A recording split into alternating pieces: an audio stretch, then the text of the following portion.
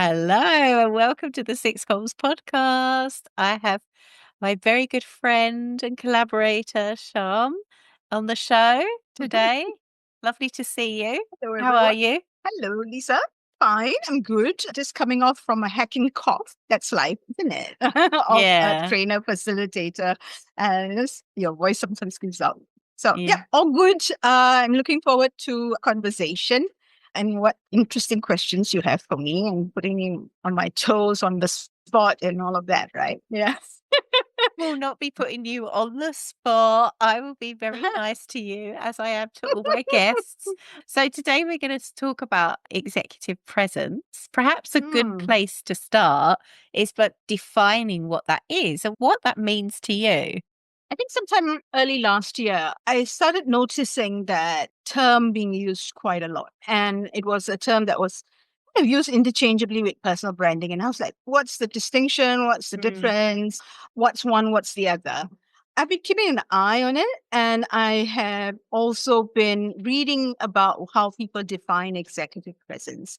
And it's usually around, for the lack of a better word, appearance, how you turn up visually in a situation, like how do you walk into the room, what are you wearing, and things like that. Mm. And that didn't sit well with me. It didn't sit well because I'm thinking of the leaders that you and I work with, the people who run teams who are working day in, day out with performance targets and things like that.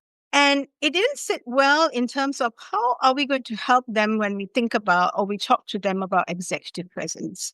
So that was kind of like the, oh, what is it exactly? And things like that. And I remember very clearly, I went to ATD in New Orleans last year in May. I attended 2 sessions by Zenger and Folkman. I came back, got onto their newsletter, and off one day pops out this newsletter. And right below it, it has a podcast on executive presence by Sylvia and Hewlett. And I go into it and I researched her a little bit. She wrote a book called EP 2.0, and I got the book. I got the book and I went bingo because in that book, it decodes executive presence in terms of a framework. And you know me well enough to know that I love frameworks. Anything that has a framework, I'm like, we can figure this out because there's a code. And she put a visual around executive presence. And it was these three, you know how we had Venn diagrams when we were in school and we did maths, and it's all those round circles that kind of intersperse, right? So Yeah. it was 3 circles.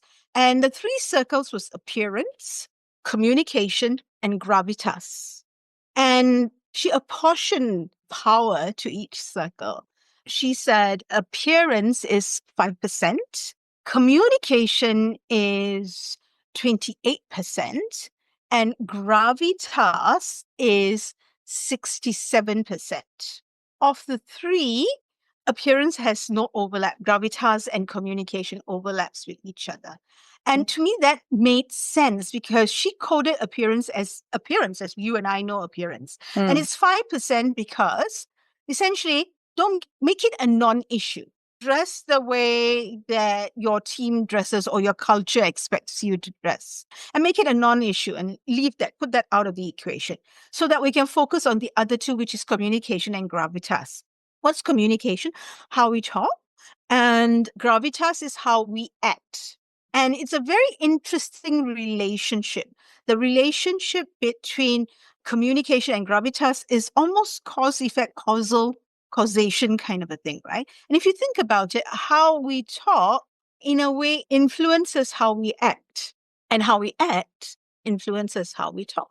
And when I saw that framework and I read how Sylvia Ann Hewlett describes it and decodes it, I thought that really encapsulates what executive presence is and what, as a leader or a emerging leader, if I am trying to build executive presence, what are the things that I might have to pay attention to build a Mm. certain kind of presence that speaks about me as an individual contributor, or me as a leader, or me as Sharp, as the person. Mm. So if you would ask me how to define it, I would lean on that definition that Sylvia and here that shared. Long That's ago. great. That's really broken it down into three clear areas. I think people sometimes get a bit confused by that word gravitas, or they have Mm, certain expectations with that word. yep. Would you agree? Like, what have you Yes. noticed? It's almost as if gravitas is how you walk, it's how you swagger into the room. How do you make an entrance? For me, if I'm going by the definition how you act, gravitas would be how do you act and talk? The way you act and talk, how does it make people feel? Yeah. Okay. Do people feel recognized? Do people feel respected? Do people feel intimacy? Do you feel connected to you? Do people feel trust? Do people feel a sense of following your lead or being committed to what you bring to the table or the team needs to bring to the table? If we think of gravitas that way, I think we realize that actually, you know what? We have a little bit of control. There are things Mm, that we can do, there are skills that we can do, or we may already have that can help us strengthen that gravitas. So I code it that way. And that to me makes sense because then I can see how the two bits, the communication and the gravitas, they go this way and they come this way, right? So yeah. gravitas influences how we communicate, influences how people think, feel, and act because of the way we communicate, how they feel when we act in a certain way. I like the way you say, like, think of it in the sense of how do you make people feel? I think that's a really Mm, good question to keep in mind. It's a tangible question. And I like the way you say that we feel then more in control because I feel sometimes that people think that you either have executive presence or you don't mm, have it, mm, or you have a certain, when we think of don't. gravitas, Mm, we maybe think of a certain, even charm. Could I say that? Like a certain charm or mm, charisma. mm. And like some people are like, Yeah, well, oh yeah. no, I don't have charisma. It's like that's not Mm, me. So I'm not in yeah, control of it and I can't develop executive presence. So I yeah, like the way you've said exactly. that, yeah, you do, you can control it and you can develop it and enhance it and hone it according to how you want to show up and how you want people to feel about you as well. Yeah, it didn't sit well with me when it goes into the realm of, oh, you know what? You were born with it. It's Yeah. like public speaking, you're born with this skill. No one's born with it. I think some people are born with just sharper skills, a little bit of sharper skills that if they don't hone it and they don't do the work that's necessary, that sharpness will get blunt anyway, Yeah. right? Yeah. And which tells me that if you were blunt, to just Mm. use that metaphor and continue using that metaphor, if you were blunt and or the skills were not in existence, I remember when we had pencils that were like flat on both sides, right? You had to take that little, Yeah. what was that knife, the Yeah. pen knife, Nice. and then Yeah. shave it out. So if you take that metaphor, and if you were born as blunt as that or Mm. as clean shaven as that, then we can build it up. And I think that to me is a lot more. It gives us a lot more autonomy. It gives us a lot more control, but for me, it's autonomy and the ability to do something and to decide that I can influence the outcome. Mm. Yeah. It's more empowering, certainly. Yeah, Yeah, definitely. that's right. How do you then, like, if you want to show or communicate confidence, but you Mm, also want to communicate some kind of warmth, but mm, you want to be strong yet mm, approachable, how do you balance all of those things? Because I'm thinking of managers or leaders and they want to turn up in a certain way so that they can mm. kind of set the agenda or have a bit of control, but yet they want people to contribute in meetings and they want the warmth and they want the approachability. And sometimes that's a Yeah. difficult thing to balance. And sometimes it's like tall orders, and it's like you want me to have subject matter expertise, and at the same time you want me to build connection and warmth and psychological safety and throw everything into the pot and let's see if we can Yeah. all do it all at one go. The reason I was laughing when you asked me that question, I was like with this big huge silly grin on my face. I was having coffee this morning with a wonderful lady, Ayana, and we were talking about our voices, right? And what our voices mean to people. And I said, for the life of me, I couldn't understand until about 2 weeks ago, literally 2 weeks ago. People used to say that I was scary. Not I was, I am scary. Oh, Sharm's scary. And before I set up this company, BeInClarity, I was working with an L&D firm. And people say, Sharm's scary. She's the scary director from Singapore. And the CEO would use it for his benefit when it's necessary. You all be careful. The scary director from Singapore is coming down for the quarterly meetings. You all better be on your best behavior and blah blah blah. I'm like, what on earth are you all talking about? What are you talking about? Scary? I am the least scary person. I mean, obviously, if something's not right, I will tell you it's not right. Yeah. I'm not going to be the smiley one and say it's okay and whatever. We learn from our mistakes. It really depends. So there is a time where you amp up, but generally, unless something royally went wrong, there's no other reason to do any correcting or challenging or anything like that, right? So I'm like, what do you mean by scary? I couldn't figure it out. I'm like, what am I doing? Is it my face? Is it my facial expression? Yeah. What? Until 2 weeks ago, when I attended an accreditation around how we use our voices. And it comes from a social metric questionnaire that talks about how it measures your voice in terms of the strategy it uses. There is an ask strategy, there is a suggest strategy, and there is a tell strategy. And within each strategy, there are 3 different voices each, so total 9 voices. And it looks at where do you place emphasis? Where is, in the term that's used, your brilliance? What voices is your 3 brilliance that shines you out, gets you the successes? Apparently, my 3 voices are all in the suggest.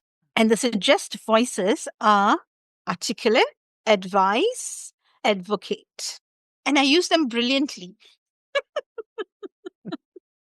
And what does that mean? It does me good and it also can do me a bit of harm. Right? Okay. So it's a Jekyll and Hyde thingy, right? So obviously it does me good because we are facilitators, we run our own business.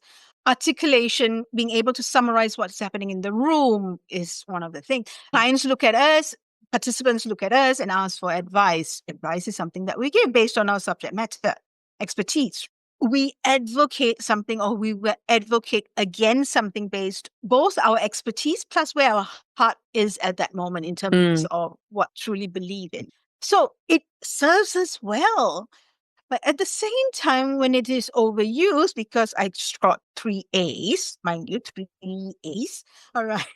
When it is overused, the A's, even though they are A's, they can also make you scary sharp. Okay. Right? That's the flip side. The flip side, yeah, because over articulating means Sham's a bit verbose and she can talk a lot. Sham can sound preachy because she's advising and advising. She's advocating and advocating and advocating. She can sound preachy. She can also sound that she's a bit teacher-like because she kind of advises everything. Anytime it's advice. So that could potentially be the reason why people gave me that moniker of Scary Sharm. So it's coming back to what I said earlier. It's how do people feel when you act in a certain way? And when we act in a certain way, it's not just the physical, it's the verbal as well. It's in what we say or how we say it. Technically suggest something by maybe changing strategy and use a ask voice, inquire, open up, curious, open up and ask questions that kind of maybe get people to come to that awareness on their own, perhaps, right? Or help them along so that I don't maybe advise so much, or I just need to articulate. Or maybe at some points I need to give a critique, which is looking at, well, this is on one hand, on the other hand, something else. So in a slightly long-winded way, I think it's, to me, what it gave me was a scaffolding in which to think about how am I perceived and how am I perceived through my voice. So it's gravitas and communication in terms of how does my voice make people feel. And if my voice makes people feel in a certain way, or my accentuated voices makes people feel in a certain way, what are the other voices that I need to develop in order perhaps to give them security, all right, a sense of safety, in order for them to feel significant in the communication. Like I'm not taking away their significance, not consciously, but unconsciously doing that. So significance and safety, what do I need to think about? How do I need to think about using those voices so Mm. that I build that, right? So it gives me a scaffold to think of strategy. And then within the scaffold, I could ask myself, for my role, what are skills if I'm not good at, for example, I'm not good at correcting. I know something is wrong. I'm not happy with it, but I find it very difficult to have the conversation with the teammate. So what skills do I need to build in order so my correct voice to be able to come out? That's the second thing that we can think about. I'm very, very excited because for me, it's helped me decode that scary Sharm. And I'm seeing how it can help leaders decode what's your scaffold? Where are you leaning towards? And what voices need to come out because your role dictates that your voice needs to come out in that way. If you're a manager and you're not challenging ideas that are put on the table, so how do you build your challenge voice? Then you look at skills that you need to look at to build that in order. Yeah. And in the same way, keep people safe, leave them feeling safe and significant that they contribute something rather than take away Yeah. from. I just want to say to listeners that I am surprised that you were known as Scary Charm. That has not been my experience with you at all. So, like, that is the opposite of what voice is coming out when I interact with you, which is interesting. It's like you're talking about feedback you've had, but that's Mm. not been my experience with Mm. you, which is interesting. But I love the way that you lent into that curiosity. Like you kind of thought, oh, well, this is the feedback I've been getting. And then you've gone away and found like a framework that's going to help you to develop and become more aware of that and how you can show up a bit differently. That's brilliant. It's been a 10-year journey, at Well, least. yeah, of Yeah, yeah. course. These things are, aren't they? That there's never a quick fix, listeners. If you're listening thinking it's a quick fix, there isn't. No, no. And to be balanced, sometimes when we get feedback, the feedback is only useful if that person can give you evidence, Yeah. is able to kind of pinpoint something or suggest this might be something that they are not comfortable with. But if you don't have anything to back the feedback, then it's so that was what happened. Like, what do you mean? And it wasn't able to be defined in a more specific Mm, way. But it's like, for me, it was 10 years plus of trying to figure out what this scary Sham meant. Right? So, no, it's not interesting. easy. Yeah. Not easy at all. Yeah. Yeah. So maybe let's think. I mean, we've defined what executive presence is, and we've talked a bit Mm, about that dance between communication and gravitas and vice versa. mm, And then appearance is something separate. And we can do a lot of intentional work before we go into conversations around how can we show up, what kind of mm, energy, how do we want the people in the room to feel. I think as facilitators, we're constantly doing that. Like we've been doing this long enough yes. to kind of have our own tools and techniques Yeah. around how we want to show up. But for listeners that aren't in the facilitation world or that they maybe don't have the nobody has time really, but the back-to-back meetings and perhaps some of those meetings are high stakes, high pressure. How do you stay present and connected with Mm. those people around you so that you can show up in your kind of, if I can say, ideal executive presence way? I'm going to fall back to another, not framework, but an acronym. If I go ASK, A being awareness, S being skill, K being knowledge. And if we start with A is awareness. I think if you're going to build something, you need to be aware of what is it that you're doing well, what is it that you're doing not so good, what needs to be tweaked. And I'm not talking from a psychometric perspective. I'm talking from a social perspective. Because psychometric is something that's you, it's Mm. personality driven. Whereas a social metric or a social indicator is something that you find it easier to change because That's what we do. We go into a different organization, we go into a different role, we change, we have to adapt, we have to become what's required of that role. The job description helps us do that to a certain degree. The culture pushes it further down. So it's awareness of where I am right now in relation to my stakeholders. If a culture is one that is safe and skilled enough to give feedback, then that is something that you utilize. You utilize and get that feedback verbally from whoever you feel you value feedback from. Sometimes, many times, that's not a situation. Then you might need to look at, how do I get feedback from tools? How do I build my awareness around, this is my role? Okay, and these are the things I need to do, the technical part, and this is the non-technical part. The non-technical parts needs me to do this. Where do I stand for? Where do I stand in relation to all of this? So that's awareness. Then with awareness, then figuring out what skills I need to build. So if I were to take from our space, communication, when someone's entering at entry level, the kind of communication skills or conversation skills that they need is totally different from when they are at a people manager level, because they're having different types of conversations. They are having different stakeholders that they need to work with, they need to influence at all times. So you might have the skills at this level, at entry level as an individual contributor, but when you get into people manager role, you need to have different sets of skills, and you might not have those skills right now. You got to go build them. So you notice that what I'm doing is I'm always falling back to the role. I'm looking at the role and let the role craft what it is that we need to build to have psychological safety or to enable psychological safety, to enable the ability to connect with people and enable people to trust us and build trust with us. Having said that, some of these things are perennial, whether you're a people manager, whether you're an individual contributor or a manager of managers, whatever it is your role is. These are things I think are what has now become known as power skills, but we know that they've been power skills for a long, long time, Lisa, you and me, right? It's like suddenly the world woke up and decided that soft skills will now be known as power skills, like, duh, about time. So my conclusion would be, if you're going to rely just on technical skills and feel that you only need to build the skills when you come into a position of leadership, then I think you're shortchanging yourself. You're shortchanging yourself, and you are actually, perhaps to a certain degree, sabotaging your potential. If we are saying, let me get to that position and then I will build this.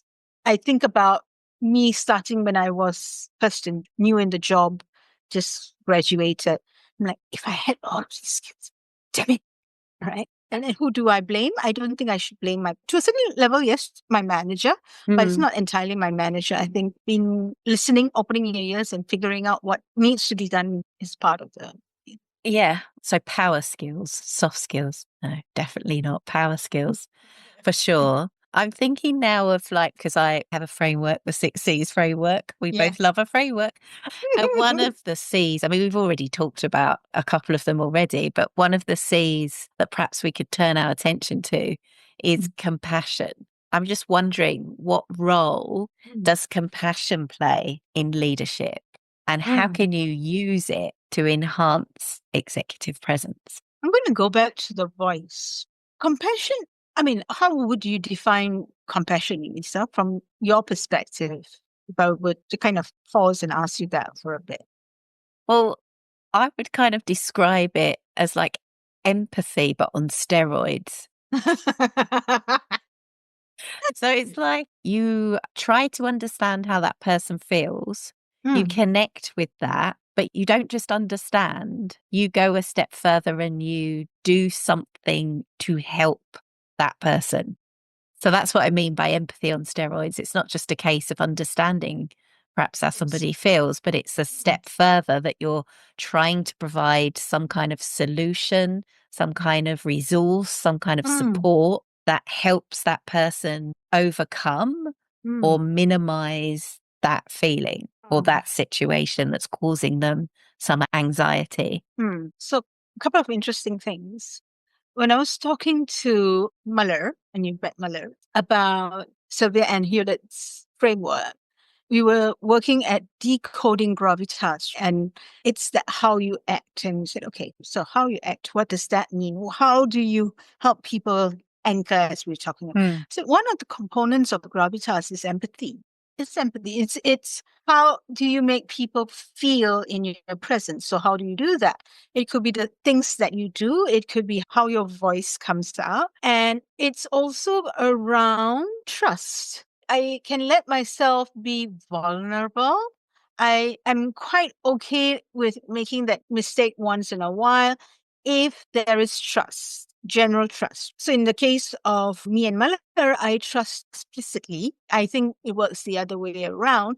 But sometimes if I put my foot in the mouth, I know it's not going to destroy the relationship. Yeah. I know she will pull me back, or I'll do the same with her. And the relationship will just grow from that, Mm. right? But when you talk about trust, and when you talk about trust, how do you decode trust? So I like to use David Meister's framework. I was introduced to another framework that has compassion in it. So when you ask that question, when I went back to that framework, and it's a framework of trust by Harvard Business School. And it says that here, I'm going to just kind of refer to where I wrote it down. It has three components. There's compassion, there's competencies, and there's logic. So compassion, if you take it with the philosophers, compassion, competency, logic, right? Compassion is pathos, Mm. empathy, feeling. Competence is ethos, and logic is logos. And if you take compassion from a perspective of voice, and how can my voice project compassion or empathy on steroids, as you said? Right? How can I use how else do I do that? I don't know. For me, someone like me, I cry when I get angry. I Mm. don't cry when people are in trouble. My instinct is to help them get out of trouble. So my compassion comes on and says, let's, how do we solve this? So going back to the voice, it's how you use your voice to make them feel in a certain way. How do you use your voice to tell them that I feel you, I know you, we are in an issue. Let's sort it out. Let's Mm. get this sorted. And then let's see what we can to do next. So do you use the challenge voice at that time, which would be the wrong strategy to use? So what do you use? I don't know. It really depends on the person. And the Yeah. strategy is, it's not a prescriptive one. It depends on the situation, the context, the individual who's there, your relationship with that individual, your current trust level with that individual, and vice versa. And deciding then, okay, so do I advise or do I diagnose right now and see what happens? What is it Mm. that I need to do to show this person I'm on your side? I know you're feeling bad. We need to solve this. And how do we do that together very, very quickly? I would lean again. I'm almost like this newborn or religionist to this religion called the voice, but it has only because it's given me clarity. And I think that is something that we don't think about our voices beyond the fact that it has pitch, volume, and tone Yeah, true. It's and pace. it's funny actually because I've just come off a 2-day training workshop. I found myself saying to this group of quite young, they're at the beginning of their careers, but I said to them, as soon as you can, and I don't even know where it came from. I think we were doing some voice work, but I said, as soon as you can, become best friends with your voice. Oh, wow. And it was like a theme then for the 2 Mm. days. And like, they kind of just looked at me like, okay, what do you mean become best friends with our voices? I said, look, right, okay, let me clarify. I said, I'm a great fan of voice notes. If anyone has been tuning into this show for a while, they'll know that I love a good voice note. And I Mm. keep connected with people that aren't living in Singapore very much through voice notes. What I love about voice notes is that you can listen to yourself back and then send it and see if it's like communicating what you want it to communicate. And when I receive it from someone else, it feels so much more intimate and I can really get a sense of the meaning behind what they're saying. And I said, you've got to get comfortable with listening to your own Your voice. voice Mm. in order to hone that. So it's Mm. going to be horrible at first, But the 10th time, the 11th time you do it, and the consistency in which you do it, I mean, for me, listening to my voice is just, it's like it doesn't bother me at all Mm. anymore. And I really think that's good. So, Yes, it yeah, is. become Yeah. best friends with your voice. Your voice. Yeah, Yeah. And it's really like linked to what you're saying it in terms is. of how many of us really intimately know our voices and what impact they have on the other person. Incidentally, apparently, I have an extremely warm voice, and people have remarked that they listen to the podcast just because it's so relaxing. I'm Very not sure that's what I'm going for. It's like there's true. some kind of ASMR type situation. But yeah. So if listeners are tuning in and they're thinking, okay, I want to work on my executive presence and I want to invite open dialogue, I want to Mm, have deeper engagement with the people that I work with. And they know they heard of this term executive presence and they think they need to work on it. And now mm, they know from what you've explained with the framework, it's about communication, gravitas, and a little bit of appearance, but that's mm, somewhere separate. What would be the 3 practical tips that you could share with them in getting started on that? Because we've mm, said it's a skill that can be honed, we can mm. develop. I think the first is to think about your next role. So, what do I mean by that? It's like what in your mind is the next role you want to move into. And why am I saying that? I'm saying that because this role is a given, you're already in it. And if you future pace yourself and say, okay, what's the next role that I want to get into? It's that. What does that look like? What does that require? And in your journey to acquire what's required in that role, you will do good work in the current role that you're doing. It's not going to be detrimental to the role that you are doing. Because this role, you've already prepared for it. You're prepared for it because that's why you've gotten it. And on the assumption that you did the growth in order to get that role and you're not growing into this role. But even then, I would challenge and say, you know what? Why not think about the next role? Because then you're preparing for this role and the next role as well. That's one. The second is differentiate between reality and self talk. And I'll define self talk in a short while. I'm going to fall back on what you said. We're not comfortable with our voices. I mean, I remember the first live show in February 2022 that I was hosting, right? Mm. And it's my voice and I'm hearing my voice. And then I hear my voice on playback and but now I'm kind of used to it. I'm like, whatever, that's the voice I have, right? I'm used to it. I have Yeah. gotten used to it. So I remember when I was first introduced to presentation skills 34 years ago, and I had to do it as a participant, and you had the VCR tape and you had to put it in and listen and see yourself. I did it at 12 midnight when everybody was asleep and, literally like kind of that and like that. That's what you have to do, get used to it. Just do it because Mm. it's going to pay dividends many times over. So you need to hear and know how your voice sounds. I'm not saying be comfortable with it and get comfortable, but you need to know how it is. And match that with self-talk. And self-talk here, I'm redefining it using the voice from the voice perspective. We think we are using our voices in one particular way, but Mm. the audience, the listener, whoever the audience is, thinks differently. So I think I'm giving advice and I'm balanced in my advice. But my son might say, Ma, you're not stopping to listen.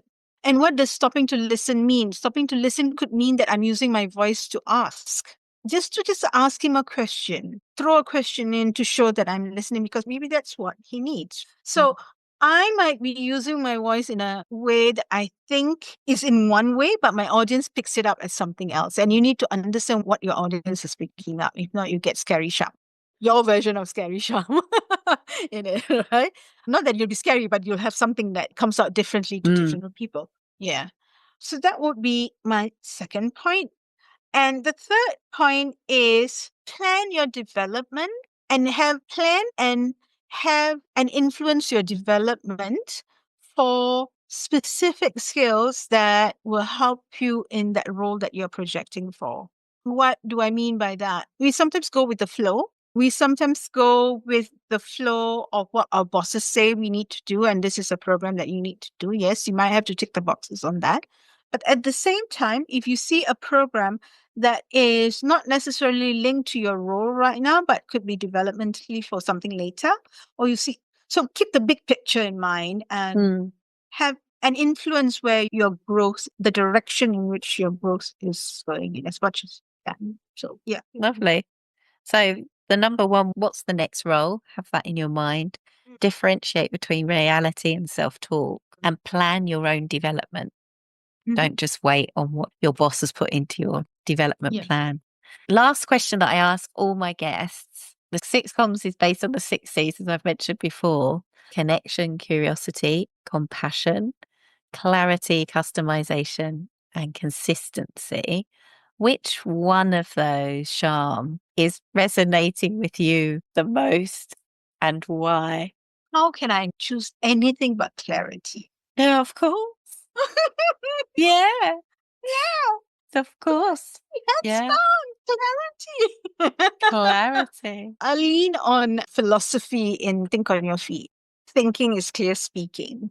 So for me, clear thinking is clear speaking, doing clear being. And I think that's the solution is if we are clear, we have clarity of what it is, whether it is the now, it is the 3 months down the line, it is the 1 year down the line, it is the 5 year down the line. I don't know. Some people look at 5 years down the line. Ask me what's your plan for next year, I can't even think about it.